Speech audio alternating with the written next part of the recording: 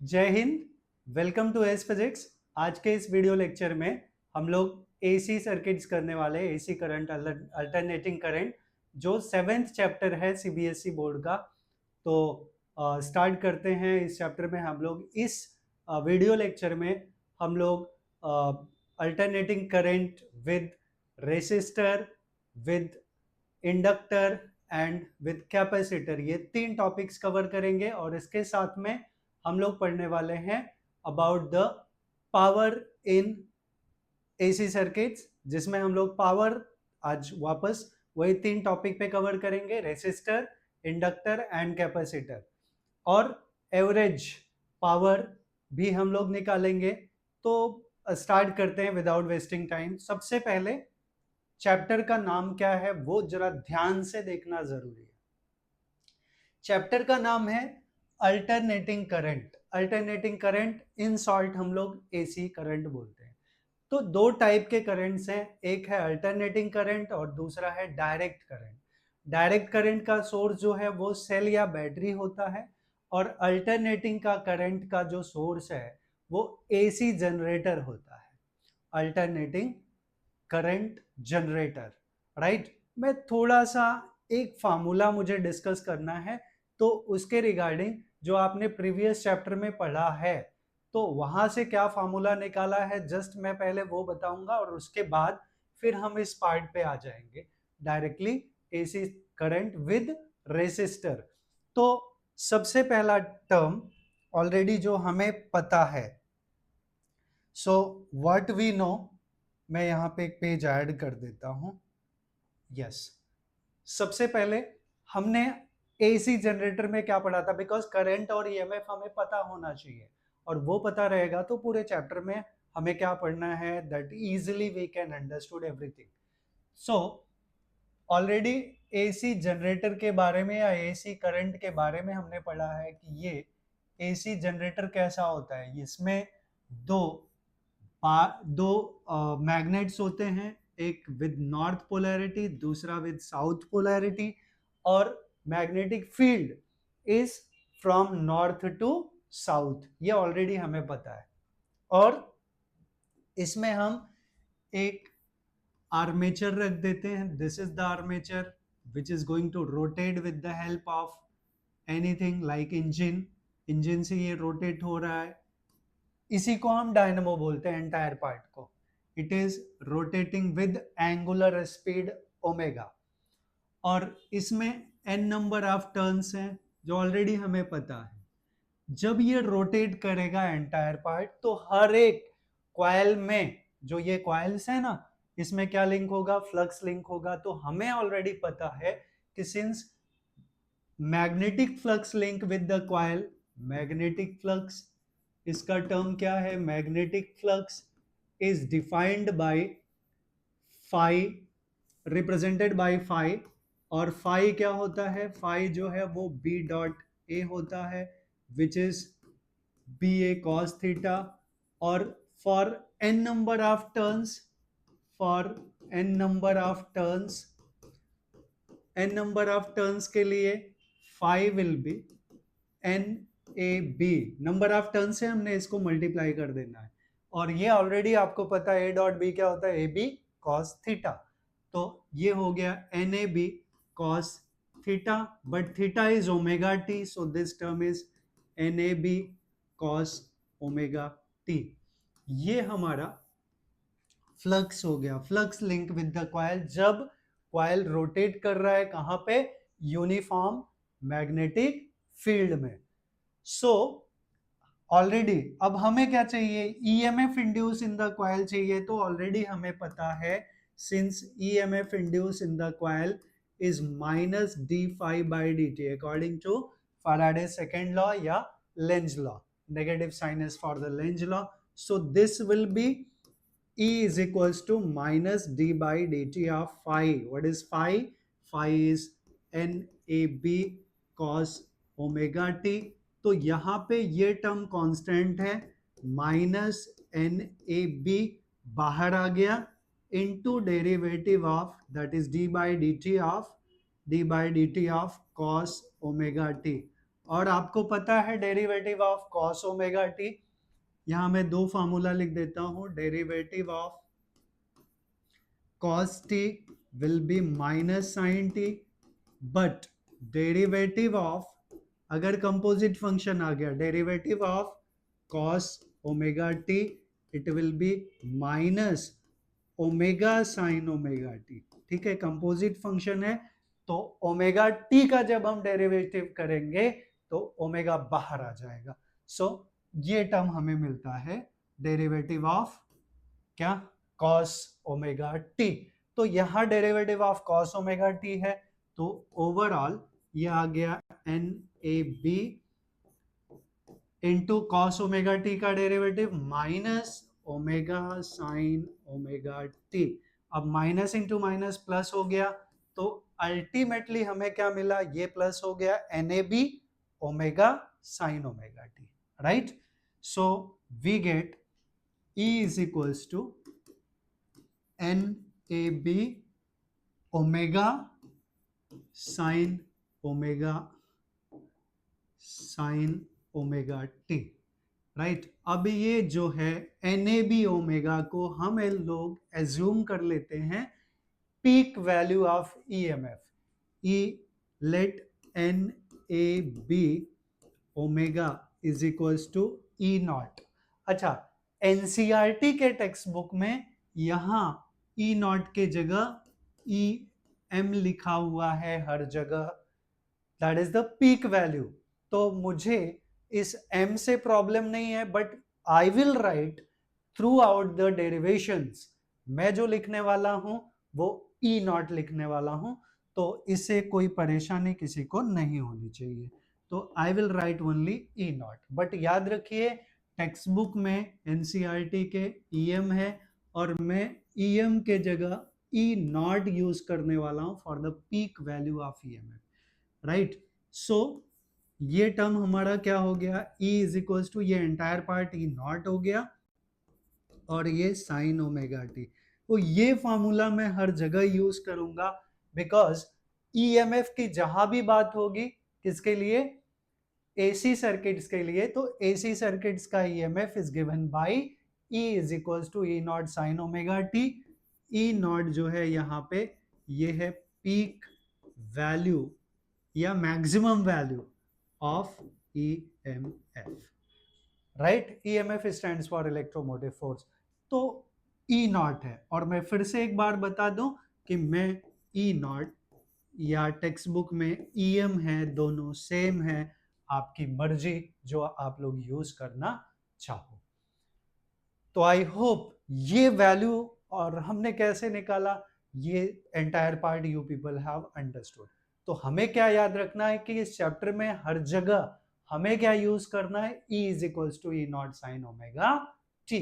That is the EMF induced या EMF generated in AC generator, right, या by AC source.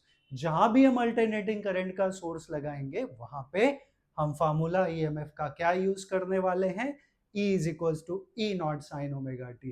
तो ये formula हर जगह हम लोग पूरे चैप्टर में यूज करने वाले हैं. अब एक और एडिशनल चीज यहाँ पे आ सकती है कि आप देख रहे हैं ये साइन का फंक्शन है. साइन का फंक्शन मतलब साइनोसॉइडल है, तो ये साइन का फंक्शन फॉलो करेगा. और जब हम साइन के ग्राफ की बात करें तो ये टाइम एक्सिस है और साइन का फंक्शन है, तो ये ऐसा हो जाता है. यहाँ पे अगर मैं सिर्फ एक कंप्लीट साइकिल की बात करूं तो ये एक कंप्लीट साइकिल है, ये 0 है, और ये कितना है, ये 2 पाई है.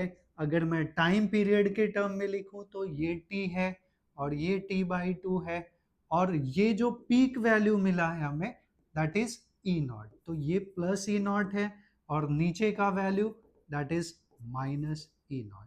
तो जहां भी E is equals to E naught sine omega T के ग्राफ की बात होगी तो हम ये करेंगे. And this is the graph for one complete cycle. Right, एक साइकिल जब भी कंप्लीट होता है, और ये टोटली साइन फंक्शन को फॉलो करता है. तो हम चाहे लिमिट, अगर हमें वन साइकिल के लिए कुछ भी पूछा तो लिमिट हम लोग चाहे 0 to 2 पाई लेंगे या 0 टू कैपिटल टी। इस चीज का एकदम ध्यान रखिएगा आप लोग। So it is about the AC source, already जो हमने डिस्कस किया है, राइट। अब हम लोग चलेंगे नेक्स्ट पार्ट पे। तो next part we have AC voltage applied to a resistor. क्या आ गया? AC voltage applied. तो ये जो ई लिखा है इसका ईएमएफ हम क्या डाल दें? E is equals to E naught sine omega T. Topic क्या है? AC voltage applied to a resistor, और ये रेसिस्टर ऑफ रेसिस्टेंस आर है, राइट। तो एसी सोर्स किसके साथ कनेक्टेड है? एक रेसिस्टर के साथ कनेक्टेड है। तो यहां पे ऑलरेडी हम बता चुके कि जो ईएमएफ होगा वो एसी का क्या होगा? ई नॉट साइन ओमेगा टी। अच्छा, एसी को हम हमेशा ऐसा क्यों दिखाते हैं? अभी हमने बताया था जब हम एक कंप्लीट साइकिल की बात करते हैं तो ये जो पार्ट है यही डायग्राम में दिखाया जाता है, ये, राइट। ऊपर का साइकिल और नीचे का साइकिल, अंडरस्टूड। सो ये पार्ट हो गया। अभी हमें AC voltage applied to a resistor चाहिए।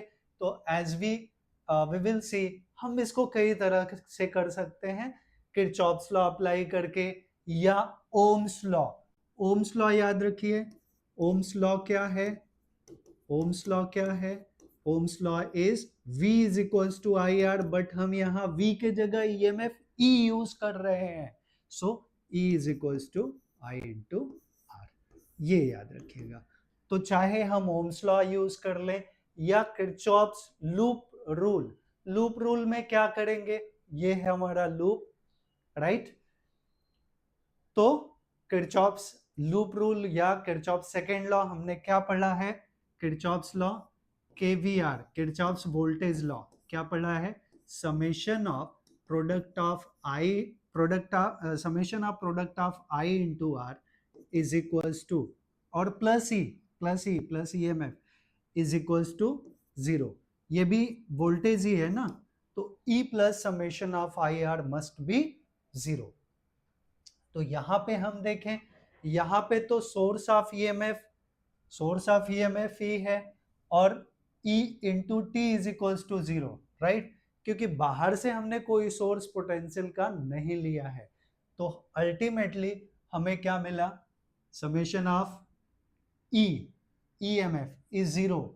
तो ईएमएफ के लिए हम लोग यहाँ पे एज्यूम कर लेते कि इसके अंदर जो करंट है वो आई है, राइट। मैंने जैसे बताया हम चाहे दोनों में से कोई भी लॉ यूज कर सकते हैं। तो हमें क्या मिलेगा अकॉर्डिंग टू दिस वन?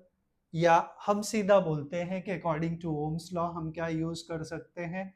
यहां हमने देखा E is equals to E naught sine omega T है। It is equals to product of I into R. ये वाला टर्म क्या है? आई इंटू आर। आई है और आर है, तो आई इंटू आर हो गया। या फिर हमें अगर करंट चाहिए तो I is equals to E naught sine omega T by R हो गया। अब यहां एक और एजम्पशन कर लें, let E naught by R is equals to I naught, ये एजम्पशन है। सो ये टर्म क्या हुआ? I is equals to I naught sine omega T. तो यहां हम दो चीजें देख रहे हैं। अगर मैं ये बोलूं कि E जो है वो E is equals to E naught sine omega T है, और I जो मिला वो हमारा I naught sine omega T है, तो दोनों साइन के फंक्शंस हैं। और अगर दोनों साइन के फंक्शंस हैं तो हम बता सकते हैं या बोल सकते हैं कि both are in same phase, right. अच्छा, जो यहां मैंने किरचॉफ्स लॉ के थ्रू बताया वही हम सेम यहां यूज कर लें कि let I be the current through the circuit. तो since according to Ohm's law I is equals to E by R, so I is equals to E is E naught sin omega t by R, right। और फिर से वही let E naught by R is equals to I naught, ये assumption ले लिया, तो ये term क्या हो गया, I is equals to I naught sine omega T, right. आप पूरा वीडियो देखिएगा, स्किप मत करिएगा, मैं बहुत कंसेप्चुअली सिखाने की कोशिश करता हूँ, और पूरा एंटायर वीडियो देखने के बाद आपको बहुत मजा आएगा, सारे कंसेप्ट आपको समझ में आ जाएंगे। सो वीडियो को आप स्किप मत करिएगा। एंड ये तो ये हो गया, और ईएमएफ ऑलरेडी हमने लिखा है, यहाँ पे भी मेंशन कर दिया है कि let EMF induced in the coil, या जो भी है वो हमारा E naught sine omega T है एसी सोर्स की वजह से। तो this is one, this is two, तो again we can say both are in same phase. और यहां से हम देखें, अगर हमें रेसिस्टेंस चाहिए तो R को हम इधर भेजेंगे, तो R will be E naught by I not. वैसे भी ये भी क्या फॉलो हो रहा है, ओम्स लॉ, राइट। तो ये एंटायर पार्ट हो गया। अब इसके फेज की बात करें, फेजर डायग्राम की बात करें, तो वापस आप देख लीजिए, ये भी साइन का फंक्शन है, ये भी मतलब ईएमएफ भी साइन का फंक्शन है और करंट भी साइन का फंक्शन है, दोनों साइन के फंक्शंस हैं। तो साइन 0 से स्टार्ट होता है, तो विल से कि दोनों के जो दोनों का ग्राफ होगा that will be identical, same ही रहेगा। तो वी कैन से कि in purely resistive circuit current and EMF both will be in same phase, तो सेम फेज में रहेंगे। सो अब हम लोग बात करें फेज की, तो यही यहाँ पे ऑलरेडी लिखा हुआ है। आप देखिए, ये जो है ब्लू वाला लाइन, ये ब्लू वाला लाइन हमने ईएमएफ का रखा है, यहाँ ईएम लिखा है, एम फॉर मैक्सिमम और ये मिनिमम है, राइट। हमने इसको बताया था कि हम इसको प्लस ई नॉट और इसको माइनस ई नॉट ले रहे हैं, और दूसरा जो ग्राफ है डार्क वाला वो करंट के लिए है, तो ये प्लस आई नॉट है, राइट, और नीचे वाला ये माइनस आई नॉट है, राइट।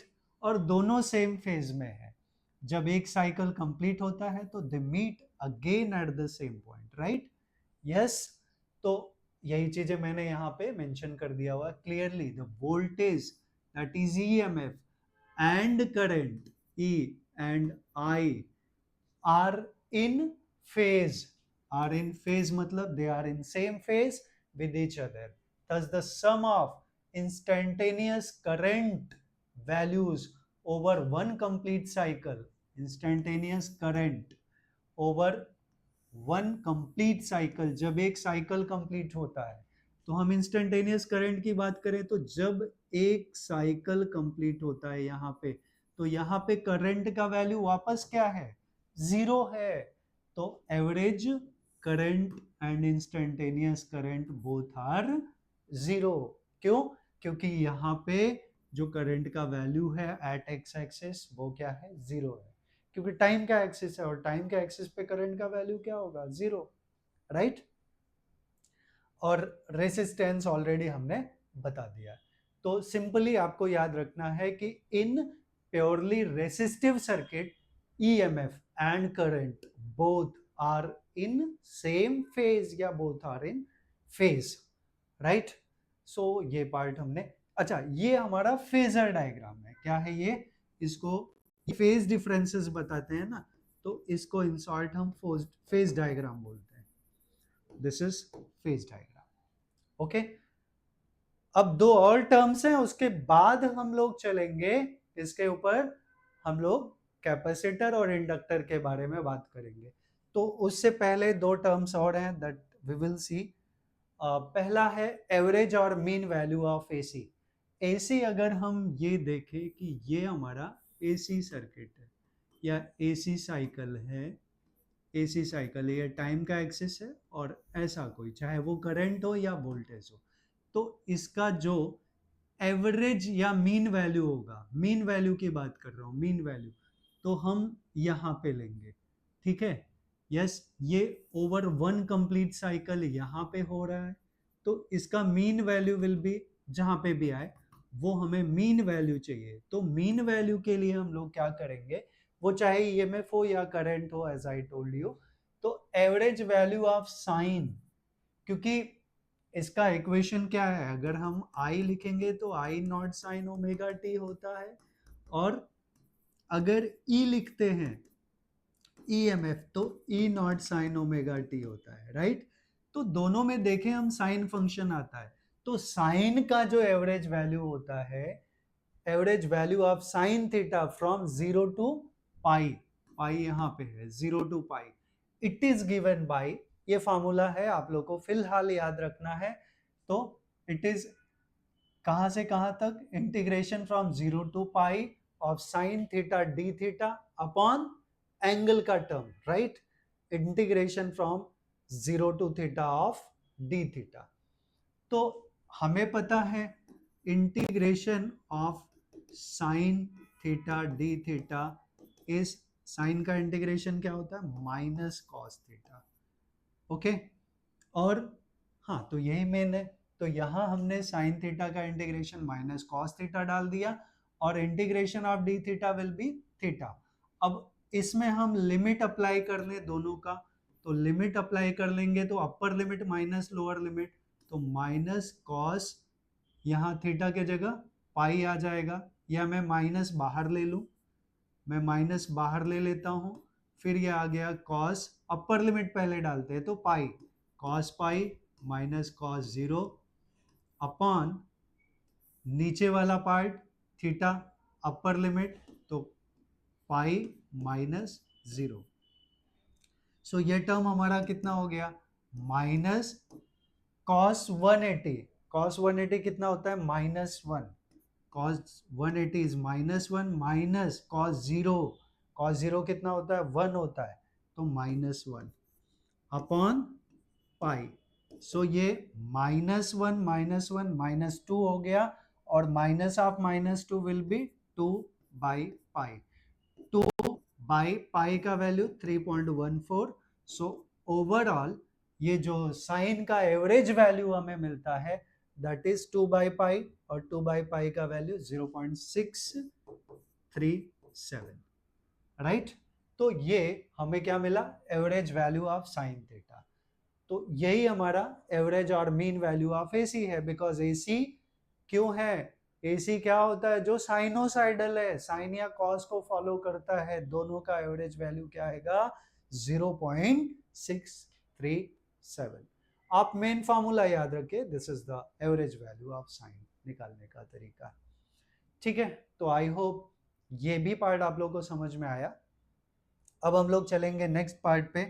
तो next we have root mean square value, RMS value, root mean square value. Root mean square value निकालने का जो तरीका है, इसका भी फॉर्मूला है आई आरएमएस निकालने का। आई आरएमएस क्या है, आई स्क्वायर आरएमएस। आप लोग यही स्टेप से याद रखिएगा इसको, रूट मीन स्क्वायर वैल्यू निकालने का फॉर्मूला। तो रूट मीन स्क्वायर है तो हम रूट हटाना है तो हम स्क्वायर कर लें, तो square I square RMS will be integration from 0 to 2 pi, integration from 0 to 2 pi, because हम एक साइकिल की बात कर रहे हैं, तो लिमिट हम लेंगे 0 to 2 pi of I square D theta upon 2 pi, right. So ये ठीक है।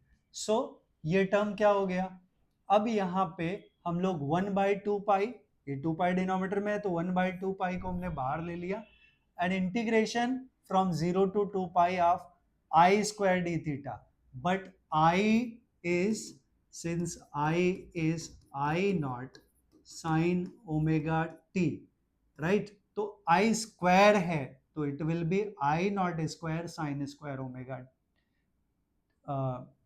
थीटा। यहाँ टी के टर्म में मैंने लिख दिया है, बट आप यहाँ, बिकॉज आपको पता है कि since theta is omega T, right, तो ओमेगा टी के जगह हम थीटा डाल सकते हैं, बाकी सब कुछ वही है। तो हमें मिला I square R M S, I square R M S, it will be 1/2 pi integration from 0 to 2 pi of, अच्छा आई नॉट स्क्वायर भी बाहर ले लें, तो ये आई नॉट स्क्वायर, ये भी बाहर आ गया। तो इंटीग्रेशन फ्रॉम 0 टू 2 पाई क्या बचा, sign square theta, sign square theta into D theta. अब यहां से मेन पार्ट स्टार्ट हो जाता है। आप याद रखिए मैंने एक स्टेप लिखा है, अगर आप मैथ्स के स्टूडेंट नहीं हैं, अगर आप सिर्फ बायो पढ़ रहे हैं, तो आप डायरेक्टली ये फार्मूला लिख सकते हैं और उसको याद कर लेना। Integration from 0 to 2 pi of I naught square sine square theta into D theta is pi. कितना होता है वैल्यू, पाई। तो ये जो पार्ट हो गया हमारा, इसका पूरे का इंटीग्रेशन विल बी पाई। और अगर आप पूरा एंटायर डेरिवेशन करना चाहते हैं तो भी मैं बता देता हूं, आप वो स्टेप फॉलो करके सारा यहां से कंटिन्यू डेरिवेशन कर सकते हैं। तो आप देखिए आपने पढ़ा है, अभी एडिशनल चीजें हैं, डिपेंड कि किसको ज्यादा स्टडी करना है। आपको पता है cos 2 थीटा क्या होता है, cos 2 थीटा। अच्छा, आपको अगर मैथ्स है तो आपको पता है कि साइन स्क्वायर थीटा का इंटीग्रेशन डायरेक्टली हम नहीं कर सकते, तो हमें क्या करना पड़ेगा, हम cos 2 थीटा का फॉर्मूला लिखें विच is the cos square theta minus sign square theta, right. अब हमें इंटीग्रेशन में क्या चाहिए, साइन स्क्वायर थीटा चाहिए, तो साइन स्क्वायर थीटा का टर्म, ये cos स्क्वायर थीटा को 1 माइनस साइन स्क्वायर थीटा लिख दूं, 1 माइनस साइन स्क्वायर थीटा, और ये माइनस साइन स्क्वायर थीटा है, राइट। तो ये टर्म हो गया 1 माइनस 2 साइन स्क्वायर थीटा, ये किसका वैल्यू है, cos 2 थीटा का। इस टर्म को इधर ले लें तो 2 sign square theta will be 1 minus cos 2 theta. तो साइन स्क्वायर थीटा का वैल्यू हमें मिल गया 1 माइनस cos 2 थीटा बाई 2। अब ये जो वैल्यू है ना साइन स्क्वायर थीटा का, इसको 1 माइनस कॉस 2 थीटा बाई 2 यहाँ पे लिख के और फिर इंटीग्रेशन करेंगे, और एंटायर पार्ट करने के बाद हमें क्या मिलेगा, हमें मिलेगा पाई, राइट। तो मैं इतना डेरिवेशन नहीं करने वाला हूं, मैं बता रहा हूं, और मैथमेटिकली इतना बता दिया। चाहिए तो मैं इसका नोट्स पीडीएफ में अलग से डाल दूंगा जिसमें मैंने इंटीग्रेशन करके हर एक स्टेप बताया हुआ है, तो आप वहां से इस पार्ट को डाउनलोड करके देख सकते हैं PDF, right. I think so that will be much more convenient for both of us, कि आपकी थोड़ी सी प्रैक्टिस भी हो जाएगी। आप कोशिश करना, और नहीं आया तो आप वहां से नोट से देख के लिख लेना और वहां से समझ लेना। सो मैं तो ये रिजल्ट लिखने वाला हूं कि ये पाई आ गया, ठीक है। So this will be I naught square by 2 pi into pi. तो ये पाई इस पाई से कैंसिल हो गया, रेफरेंस इसका यही है, that is pi. So overall हमें क्या मिल गया, आई नॉट स्क्वायर बाई 2। तो ये क्या है, ये है हमारा I square R M S is I naught square by 2। So I R M S will be root of this part, तो we can write, so therefore I R M S, IRMS will be square root of entire का I naught square by 2। तो I naught square का square root will be I naught only, so IRMS will be I naught by root 2, right। ये IRMS मिल गया हमें। IRMS क्या है, I naught by root 2। I naught already बता चुके, it is the peak value of current, right, and root 2 of course. तो ऐसे भी हम लिख सकते हैं 1 बाय रूट 2 का वैल्यू क्या होता है, 1 बाय रूट 2 का value is 1 upon 1.414 which is 0.707। तो आई कैन से कि दिस टर्म IRMS, हालांकि आप यही फॉर्मूला याद रखिए जो ऑलरेडी लिखा हुआ है, so IRMS will be equals to 0.707 times of I naught। Anyway just आप दोनों याद रखिएगा, RMS stands for root mean square velocity. Right, root mean square. तो ये हमने आरएमएस का वैल्यू निकाला डिराइव करके। अच्छा, ये तो आई आरएमएस मिल गया। अभी सिमिलरली ई आरएमएस चाहिए, तो since E RMS I can write just therefore ERMS will be E naught by root 2, क्योंकि अगर हम रेसिस्टिव सर्किट की बात करें तो रेसिस्टिव सर्किट में EMF और करंट दोनों सेम फेज में होते हैं, तो ओम्स लॉ अप्लाई कर देंगे तो यही मिल जाएगा हमें, राइट। यस, तो ये भी एक फार्मूला हो गया। तो आई होप यहाँ तक आप लोग को सब कुछ समझ में आया है। अगर आप लोग को सब कुछ समझ में आ रहा है तो प्लीज आप लोगों से रिक्वेस्ट है, आप लोग वीडियो को लाइक करिए, जितना ज़्यादा से ज़्यादा हो सकता है उतना वीडियो को शेयर करिए, और चैनल को डेफिनेटली सब्सक्राइब करिए, बिकॉज मैं ये देखता हूँ कि वीडियोस लोग देखते हैं बट सब्सक्राइब नहीं करते। तो प्लीज़ आप हमको मोटिवेट करिए, और जितने सब्सक्राइबर हमारे बढ़ेंगे उतना हमें खुशी होगी। So please contribute in our hard work and spread the words. So आगे चलेंगे हम लोग नेक्स्ट डेरिवेशन पे।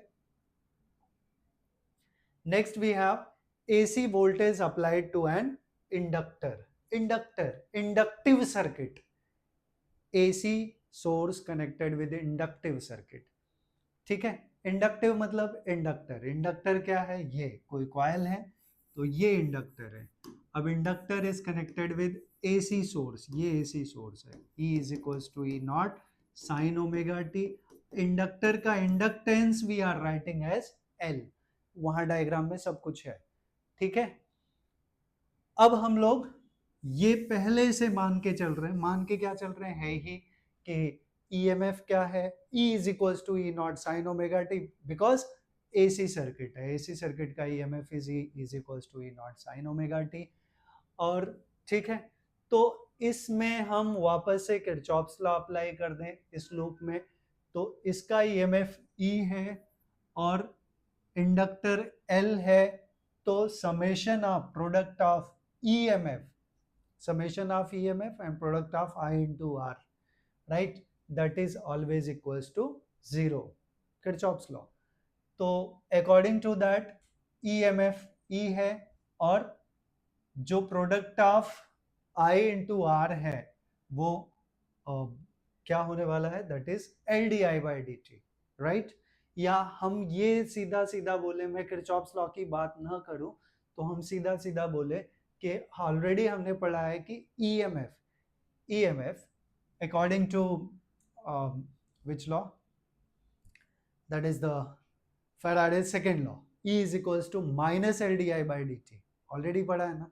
तो in magnitude we can take since E is equals to LDI by dt। अच्छा, यहाँ पे मैं फिर से बोल रहा हूँ कि ऑलरेडी हम ये टर्म ले रहे हैं कि लेट, यहाँ मैं चाहिए तो एक दो लाइन लिख देता हूँ, late E is equals to E naught sin omega t be the EMF of AC, right, be the EMF of AC circuit या इंडक्टिव सर्किट। तो E is LDI by dt। अब EMF ऑलरेडी हमें पता है, तो हमें चाहिए क्या, आप देखो रेसिस्टिव सर्किट में भी हमने क्या किया था, हमें EMF पता था और हमने करंट निकाला था। यहाँ पे भी वही करना है, अगले डेरिवेशन में भी वही करना है कि EMF हमें पता है और हमें क्या चाहिए, फिर करंट चाहिए। यस, तो EMF already we have, E is equals to E naught sine omega T. अब करंट चाहिए, तो करंट का टर्म हमें एक साइड करना पड़ेगा, राइट। तो यहां से मैं डी आई लिख सकता हूं, डी आई का टर्म क्या होगा, अच्छा पहले तो D I by D T का टर्म अगर सेपरेट करूं तो ये क्या होगा, it will be D I by D T will be E by L, right. But E का टर्म ऑलरेडी हमें पता है, E is E naught sine omega T by L हो गया, यहां मैं लिख दूं फ्रॉम इक्वेशन 1। अब नेक्स्ट क्या, नेक्स्ट हम लोग देखें, यहाँ डी आई है, तो मुझे करंट चाहिए, तो टाइम का टर्म मैं इस साइड भेज दूं, तो मुझे मिलेगा D I is equals to D T, हम इधर भेज दें, E naught by L sine omega T into D T, correct, sine omega T into D T. Next part, ये डी आई मिल गया, small current in an inductor, D I हमने निकाला, but हमें क्या चाहिए, हमें चाहिए आई, करंट चाहिए, करंट चाहिए, तो क्या करें, डी आई को हम इंटीग्रेट कर लेंगे, so integrating both the side, so you will get integrating D I is equals to integration of E naught by L into sine omega t into dt. E naught by L is the constant term, so we will take it out into integration from, no need of this one, integration of sine omega t into dt, right? Sine omega t into dt. So हमें यहाँ integration of D I हमने किया तो हमें आई मिल गया, और E naught by L into integration of sine omega T की बात करें तो ऑलरेडी हमने बिगनिंग में बताया था कि इंटीग्रेशन ऑफ, ये फॉर्मूला लिख रहा हूं मैं, integration of sine T D T is, sine का इंटीग्रेशन क्या होता है, minus cos, D T variable है वो minus cos T, right, but अगर integration of sine omega T D T है तो it will be minus cos omega T by omega हो जाएगा। डेरिवेटिव में जब हम डिफरेंशिएशन करते हैं साइन ओमेगा टी का तो cos omega T into derivative of omega T will B omega, multiply होता है बट इंटीग्रेशन में डिवाइड होता है, तो ये फार्मूला हम यहाँ यूज कर लेंगे, तो इसके हिसाब से अब इसको एज अ फार्मूला हम ट्रीट कर रहे हैं, दिस वन, राइट, तो यहां से हमें मिलेगा minus cos omega T by omega, right, so E naught by L omega, अब ये टर्म हमारा क्या हो गया, अब जरा ध्यान से देखिए, so next term we are getting I is equals to, इसी टर्म को लिख रहा हूं, रीअरेंज कर रहा हूं मैं, आई इज इक्वल्स टू क्या हो गया, ये E naught by L omega, L ये ओमेगा हमने बाहर ले लिया और माइनस साइन है, ठीक है, माइनस साइन, या मैं माइनस कॉस ओमेगा टी लिख देता हूं, ठीक है, कॉस ओमेगा टी को एक सेपरेट ब्रैकेट में डाल दिया।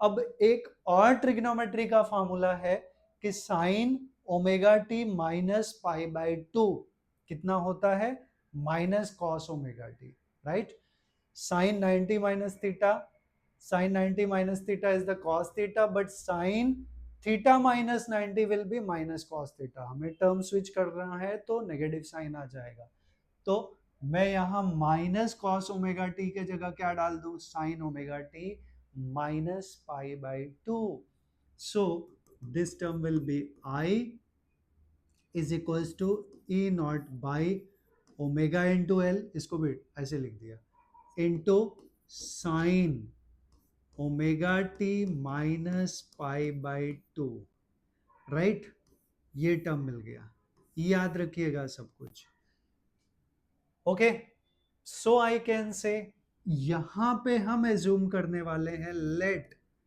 आई is equals to E naught, sorry, let, यहां आप देखिए ओम्स लॉ हमने क्या पढ़ा है, according to Ohm's law, Ohm's law क्या पढ़ा हमने, E is equals to I R, right, तो E बाई आर क्या होगा, इट विल बी आई, तो ये जो E के डिवीजन में टर्म है, E के डिवीजन में जो टर्म है, it will be treated as the resistance, इसको हम लोग एज अ रेसिस्टेंस ट्रीट करेंगे, बिकॉज ये देख रहे हैं ना करंट का टर्म है, तो let omega L is equals to XL, ये अजम्पशन है, XL it is resistance offered by inductor, या इसको हम लोग बोल रहे हैं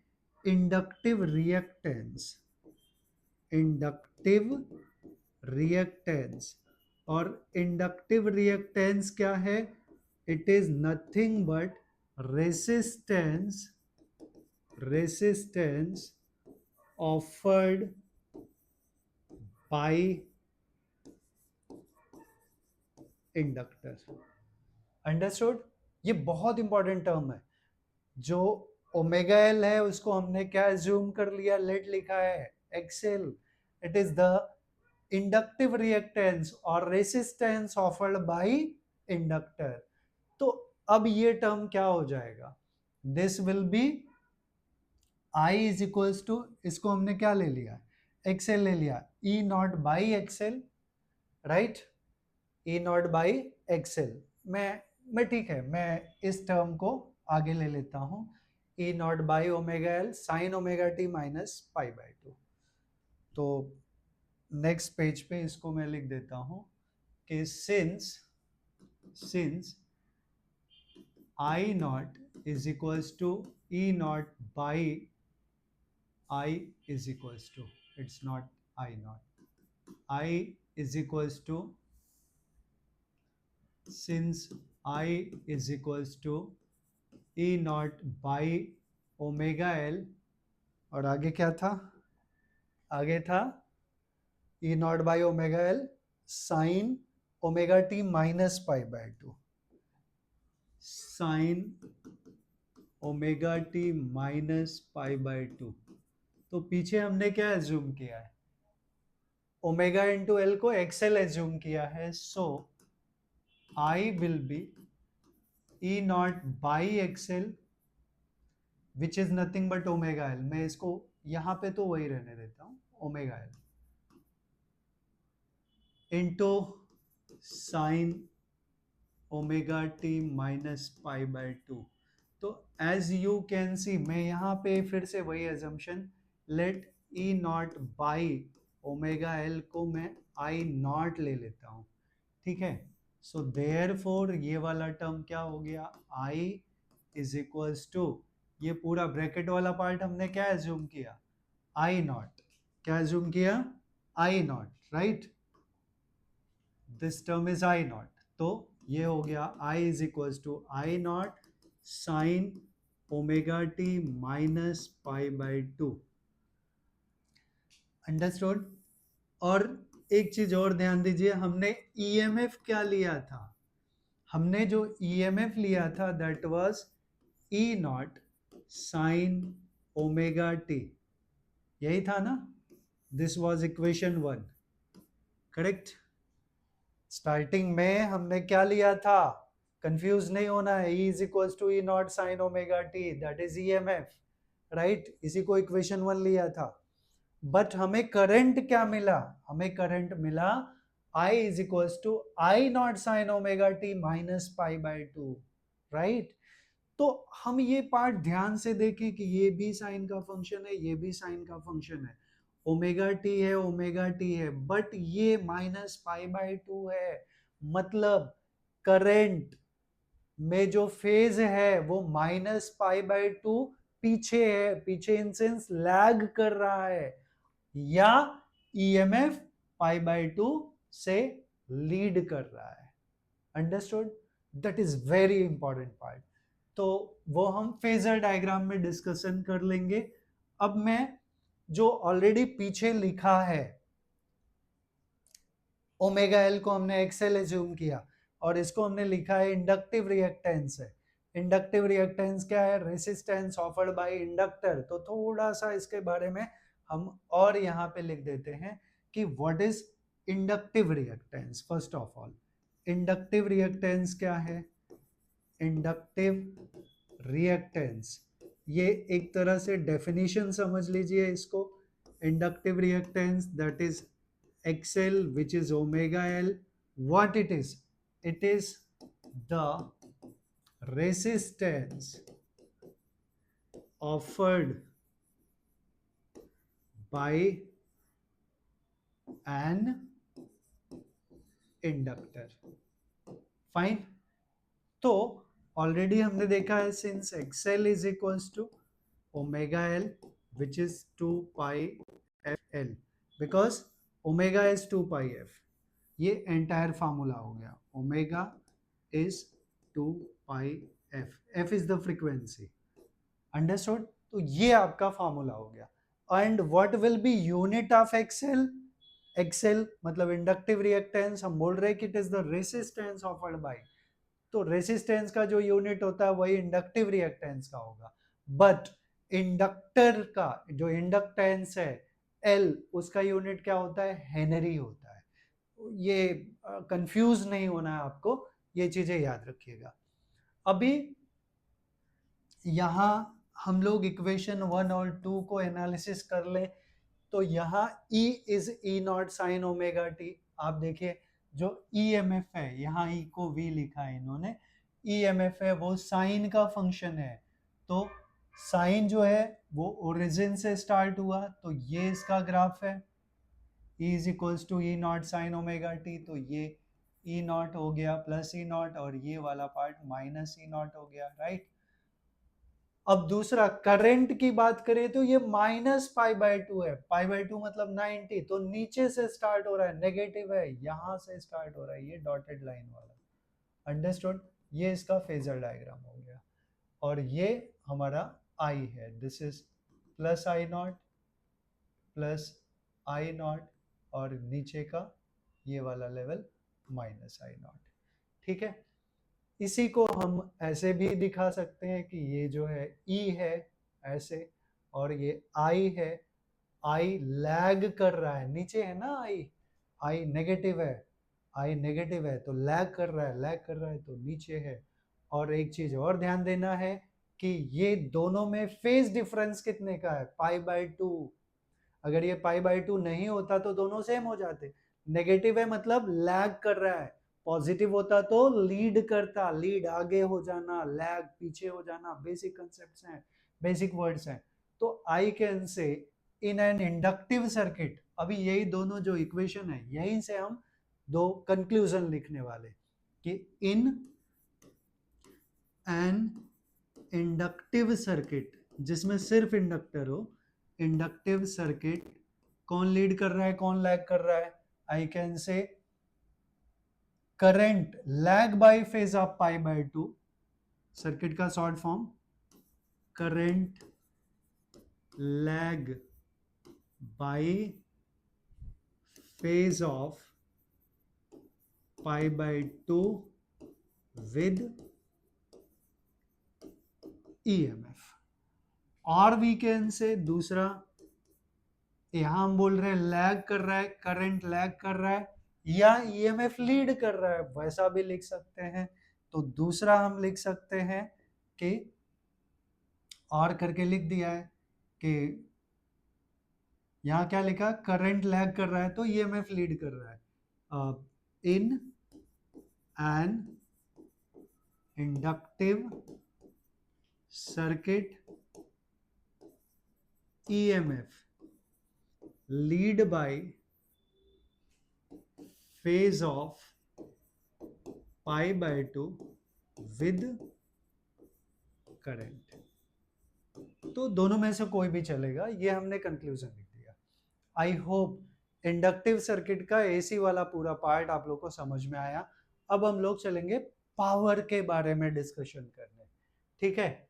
तो इसका रेसिस्टेंस भी बता दिया है, inductive reactance. Okay, so next part will be average power in an inductor, average power in an inductor.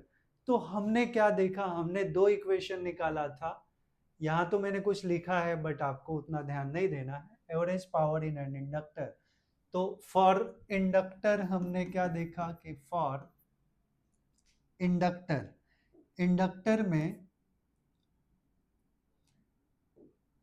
Inductor में हमने क्या देखा कि जो EMF है, EMF it is given bye, for inductor EMF is given by E naught sin omega t, right? And current I is equals to क्या था, I naught sin omega t minus pi by 2, right? It is our equation 2c.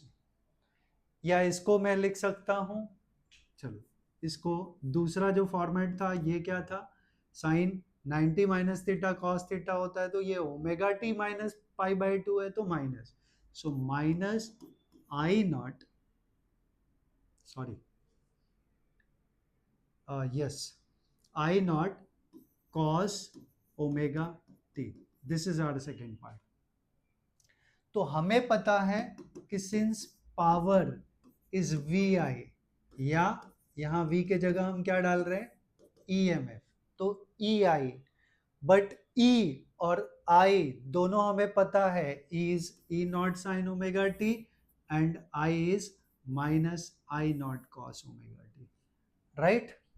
So therefore power will be E के जगह E naught sin omega t, E naught sin omega t into instead of I minus I naught cos omega t. Understood? So ये हो गया हमारा P is equals to minus E naught I naught sin omega T into cos omega T, ये power हो गया। लेकिन हमें क्या चाहिए, ये नॉर्मल हमने निकाला, average power in an inductor, average power के लिए फॉर्मूला क्या है, तो एवरेज पावर का फॉर्मूला यहां देखिए मैंने लिख दिया है ऑलरेडी कि वर्क डन, अच्छा थोड़ा सा और बेसिक पे आ जाऊं उसके बाद में इस पार्ट में चलूंगा। तो हमें पता है since power is work done upon time, right? तो वर्क डन अगर हमें चाहिए तो it will be power into time, ये भी याद रखिए। So D W will be P into D T, yes, ये टर्म होगा, ये वर्क डन हो गया। बट अगर एवरेज पावर चाहिए तो P average will be work done over one complete cycle upon time for one complete cycle। देखिए मैं ये टर्म यूज कर रहा हूं, P एवरेज वर्क डन चाहिए तो work done over one complete cycle या work done in one cycle, ऊपर जो लिखा है one cycle upon time for one cycle, time for one cycle. अब यहां देखें, एक साइकिल अगर कंप्लीट होता है तो टाइम पीरियड 0 to t होता है, right? Time period is t। तो यही टर्म हमें यहां लिखना है, तो मैं डायरेक्टली लिखता हूं कि since p average will be work done in one cycle upon time for one cycle, तो वर्क डन क्या लिखा हमने, P इंटू डी टी, ये वाला टर्म, राइट? तो work done over one complete cycle मैं ऐसे लिख देता हूं, कंप्लीट वन साइकिल तो 0 to t of D W upon time for one cycle, तो integration from 0 to t of D T लिखूं या t लिख दूं, ठीक है? That I will say t, time for one complete cycle, तो time for one complete cycle will be t। But ये dw क्या है, p इंटू डी टी है, so I can write 1 by T integration from 0 to t of dw क्या है, ये 1 by T क्यों किया, t नीचे था इसको यहां ले लिया, तो it will be p into D T.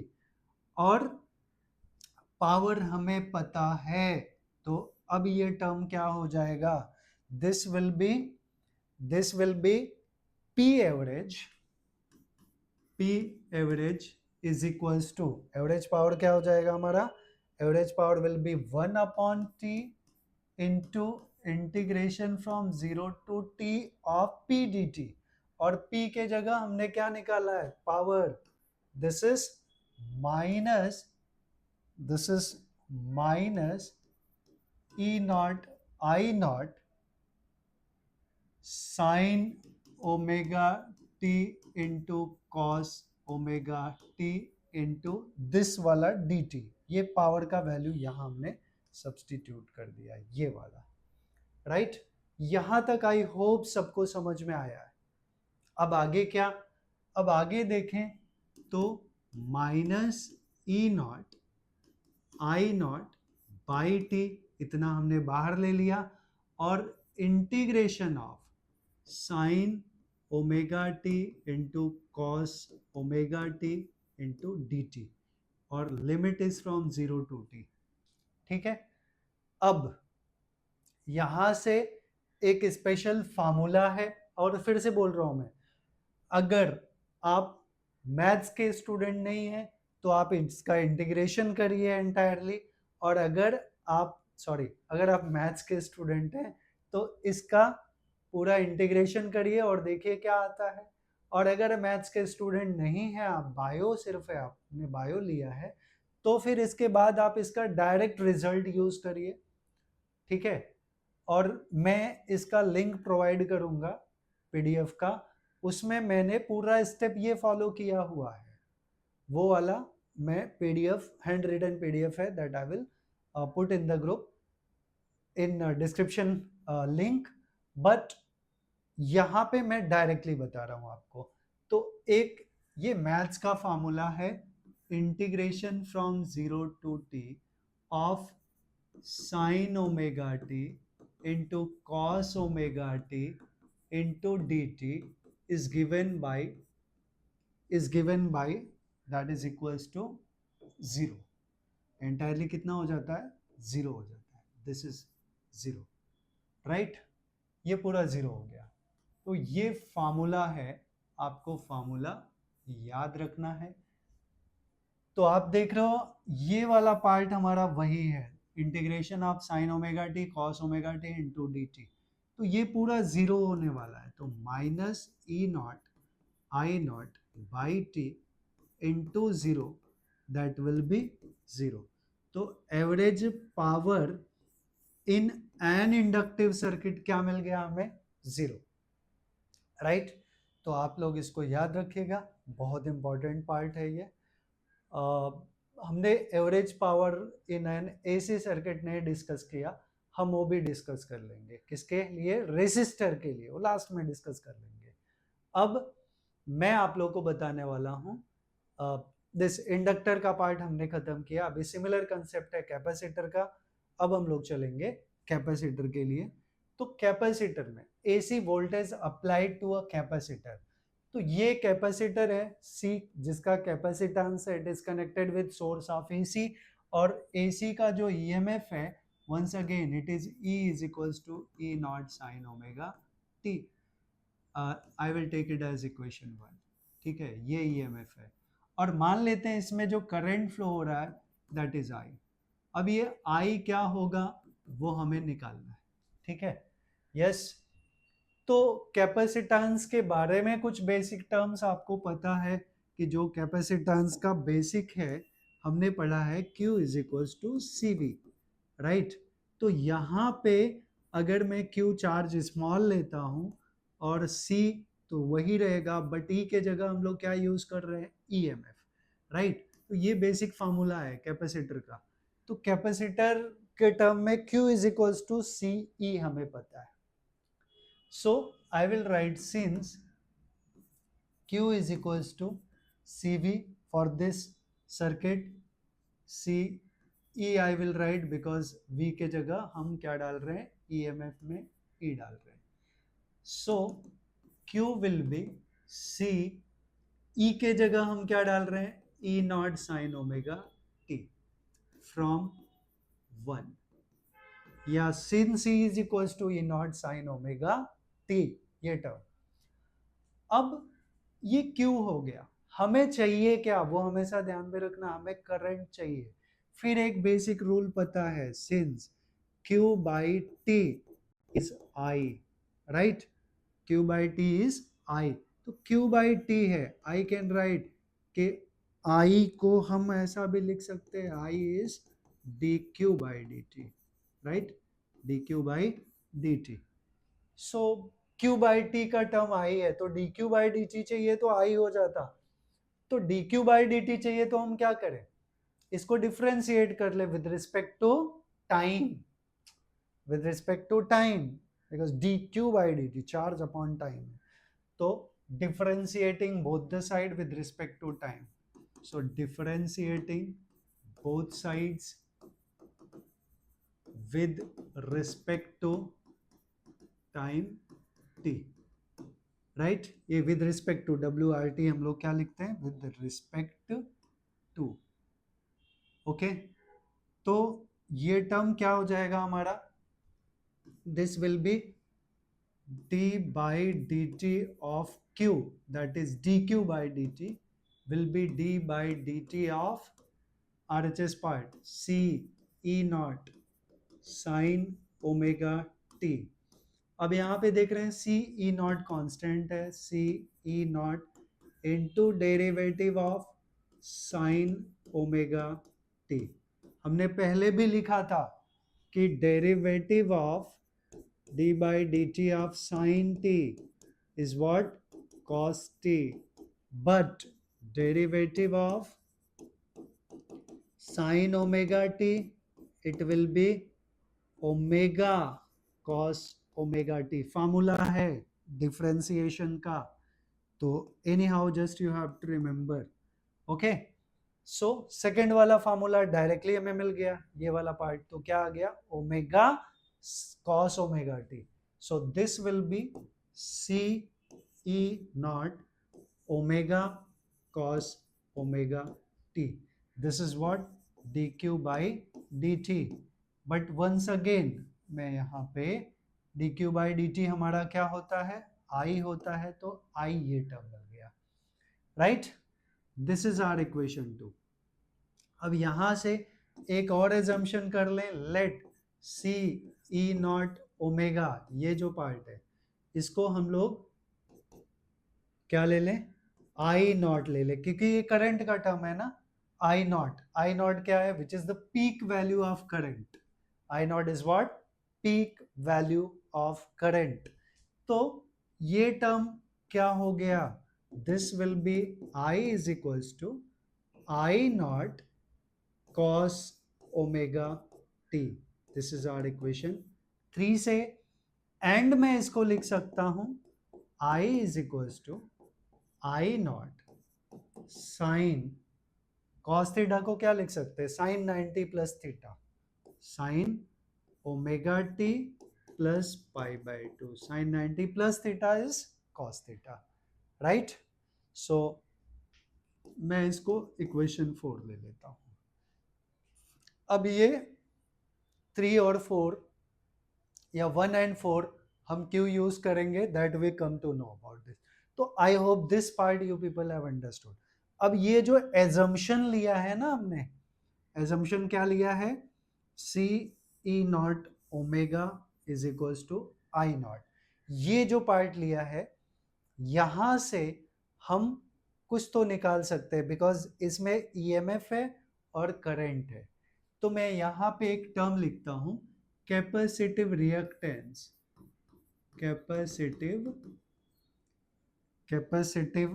Reactance, capacitive reactance, capacitive reactance को हम XC से रिप्रेजेंट करते हैं, X suffix C, and it will be 1 by omega C, बाद में हम देखेंगे कि क्या आता है इसका value, but it will be 1 by omega C। तो कैपेसिटिव रिएक्टेंस है क्या, हमने बताया स्टार्टिंग में कि रेसिस्टर रेसिस्टेंस प्रोवाइड करता है, इंडक्टर का भी देखा, वो भी रेसिस्टेंस जैसा बिहेव करता है, और सेम वे कैपेसिटर भी रेसिस्टेंस प्रोवाइड करता है। तो हम ये देखें कि सिंस ये वाला term C E naught omega is equals to I naught, ये टर्म है ना, सो अभी इसमें हम क्या करें, इसमें हम ये देखें कि ओम्स लॉ अप्लाई करना है, तो I is equals to V by R, right, R चाहिए तो V बाई आई, तो आर चाहिए तो V नॉट यहाँ पे है E naught by I is I naught, तो it will be 1 by omega C. और यही 1 बाई ओमेगा सी को हम लोग क्या एज्यूम कर लेते हैं, एक्स सी से क्यों लिख रहा हूं, एज्यूम कर रहे हैं। देखो V बाई आई क्या होता है, रेसिस्टेंस ना, तो ये रेसिस्टेंस जैसा काम कर रहा है कौन, 1 बाई ओमेगा सी, करेक्ट। सो उसी को हम लोग किससे रिप्रेजेंट करते हैं, एक्सी से। तो मैंने यहाँ लिखा नहीं है कि what is the capacitive reactance, capacitive reactance it is the resistance offered bye conductor. What is capacitive reactance, definition चाहिए तो लिख सकते हैं, नहीं तो हमें मिल गया XC is 1 by omega C, but omega 2 pi F होता है तो it is 2 pi F C. This is the capacitive reactance. What is the capacitive reactance, definition अगर लिखना चाहूं तो it is the resistance offered by a capacitor. Okay, so capacitive reactance और ये पूरा एंटायर पार्ट आप लोग को समझा, आई होप सो। अब ये हमने निकाला। अब फेजर डायग्राम के बारे में बात करें तो दो चीजें हमने सीखी है।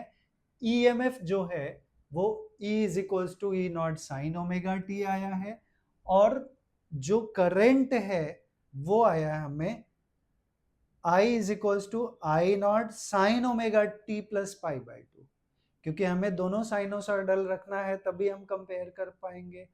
तो अब मैं इसके ग्राफ के बारे में डिस्कशन करता हूं। तो ग्राफ पार्ट में हम क्या देख रहे हैं, सॉरी, ओके, ग्राफ पार्ट में हम देखें तो नेक्स्ट वन इसका फेजर डायग्राम है। फेजर डायग्राम मतलब इन टर्म्स ऑफ फेज। तो हम फेजर डायग्राम पे बाद में आते हैं, डायग्राम के बारे में बात करने के लिए पहले हम ये देख लें कि ऑलरेडी हमने पढ़ा है कि इसके बारे में, कि सबसे पहले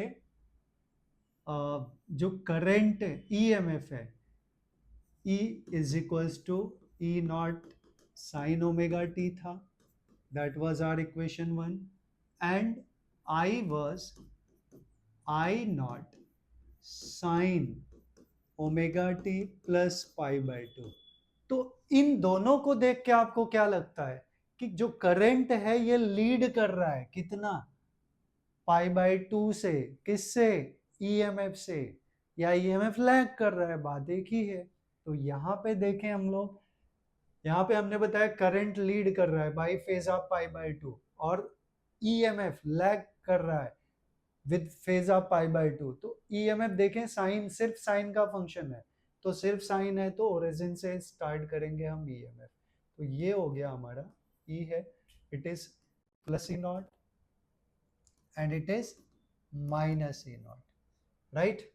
अब ये करंट हो गया और ये सॉरी ईएमएफ हो गया, करंट लीड कर रहा है, पाई बाई टू ज्यादा है तो कॉस है तो यहां से स्टार्टिंग है, तो इसका ग्राफ हम यहां से प्लॉट कर लेते हैं ऐसे, अंडरस्टूड। ये करंट का हो गया। तो according to that one we will see, ये ईएमएफ है ओमेगा टी, ये प्लस 90, क्योंकि दोनों में करंट है, ये करंट और ईएमएफ और करंट दोनों में फेज डिफरेंस कितने का है, पाई बाई टू का। तो इस फेजर डायग्राम में अब हम कंक्लूजन लिख दें तो कंक्लूजन क्या हो सकता है, कंक्लूजन हो सकता है कि in a capacitive circuit current lead by phase of pi by two with, किससे कंपेयर कर रहे हैं, ईएमएफ, और EMF lag by phase of π/2 with current. Okay, ये इसका फेजर डायग्राम हो गया. अब हम लोग बात करें नेक्स्ट वन, पावर क्या होगा in a capacitive circuit. Power, average power in a capacitor. ठीक है, तो capacitor in a capacitive circuit we can say in a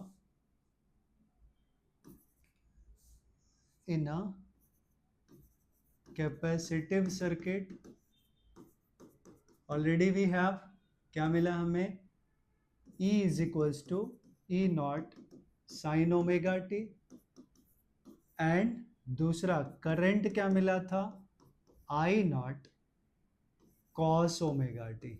sign omega T plus π/2 लिखूं या डायरेक्टली उसको कॉस ओमेगा टी लिख दूं, दोनों चलेगा. तो this is our equation 2. So since power is EI, so P will be E का value E naught sine omega T into I is I naught cos omega t. This become E naught I naught into sine omega T into cos omega t. This is power. ये power का term हो गया, right. हमें क्या चाहिए, हमें चाहिए average power, right. तो फिर से हम एंटायर पार्ट, अब मैं बार बार नहीं लिखूंगा, तो हमें पता है सिंस पी एवरेज, जो हमने पीछे फॉर्मूला यूज किया था, integration from 0 to t of P D T, that is work done over one cycle, right, upon time for one cycle.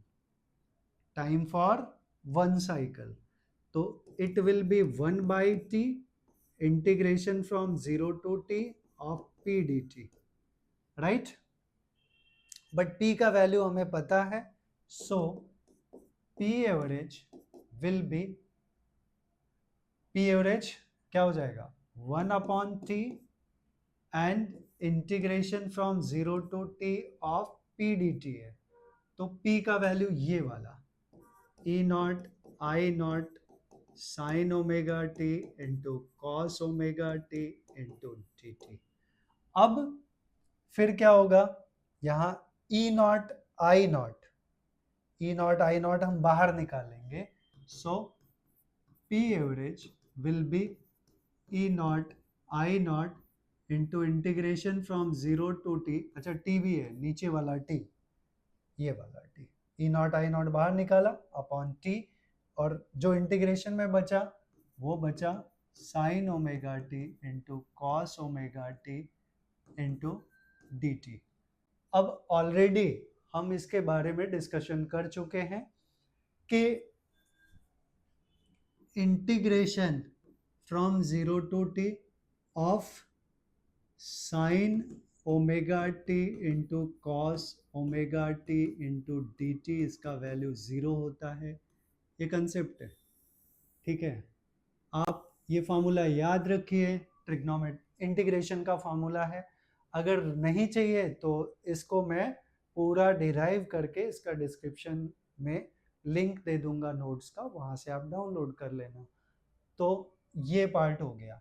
Another way, अगर आप मैथ्स के स्टूडेंट हैं तो for your kind information I will tell you कि इसको 2 से multiply करना, 2 से डिवाइड करना, 2 साइन थीटा कॉस थीटा हो जाएगा ये. तो 2 साइन थीटा कॉस थीटा क्या होता है, साइन 2 थीटा, तो साइन 2 ओमेगा टी आ जाएगा, और यहाँ 2t आ जाएगा. 2 बाहर लेंगे ना डिवीजन वाला, तो फिर से इसका इंटीग्रेशन करेंगे तो आपको अल्टीमेटली क्या मिलेगा, 0 मिलेगा. तो आई कैन से therefore P average will be E naught I not by T into 0. 0 क्यों, क्योंकि ये इंटीग्रेशन का जो फॉर्मूला है उसको हमने अप्लाई कर दिया. तो average power in a capacitive circuit हमें क्या मिल गया, 0 मिल गया, राइट. तो ये एंटायर पार्ट हो गया. आई होप आप लोगों को सब कुछ समझ में आया है, और अगर सब कुछ आपको अच्छे से समझ में आया तो प्लीज़ आप वीडियो को लाइक करिए, चैनल को सब्सक्राइब करिए और जितना ज़्यादा से ज़्यादा हो सकता है उतना आप वीडियो को शेयर करिए। Thanks for watching this video. Thank you very much.